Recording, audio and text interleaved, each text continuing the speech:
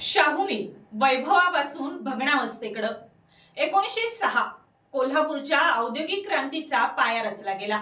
राजर्षी शाहू महाराजांनी हजारो हातांना रोजगार, स्वदेशी उद्योगाला बळ आणि सामान्य जनतेला स्वावलंबन देण्यासाठी उभारली Shahu Chhatrapati spinning and viewing mill.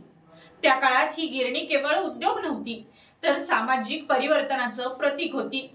मी ऐश्वर्या पाटील आणि आपण पाहताय टीव्ही नेक्स्ट मराठी। या गिरणीच्या सायरननं हजारो कामगारांच्या संसाराला आधार दिला, कोल्हापूरच्या औद्योगिक विकासाचा पाया मजबूत केला।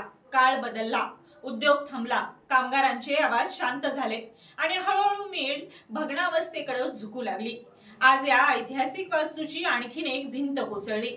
काही महिन्यांपूर्वी छत कोसळलं होतं।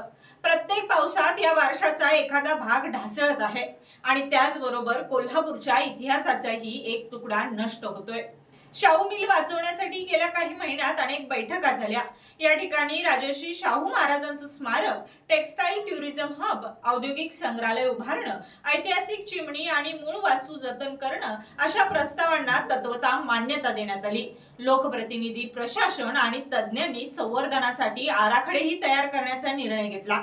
यानंतर खासदार शाहू महाराज यांच्या उपस्थितीत झालेल्या बैठकीत शाहू मिलच्या संवर्धनासाठी विशेष समिती स्थापन करण्याचा निर्णय झाला। वारसा जतन करण्यासाठी सर्वांनी एकत्रित प्रयत्न करण्याची भूमिका मांडण्यात आली। मात्र प्रत्यक्षात संवर्धनाची कामं सुरू झाली नाहीत। त्यामुळे पाऊस, दुर्लक्ष आणि काळ यांच्या तडाख्यात ही वास्तू दिवसागणिक कोसळत आहे।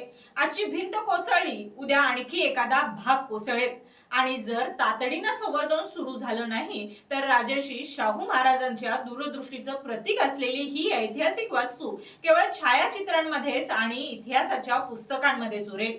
शाहू मिलच्या ढासळणाऱ्या भिंती हा फक्त एका इमारतीचा अंत नाही, तो कोल्हापूरच्या औद्योगिक अस्मितेला मिळालेला धक्का आहे।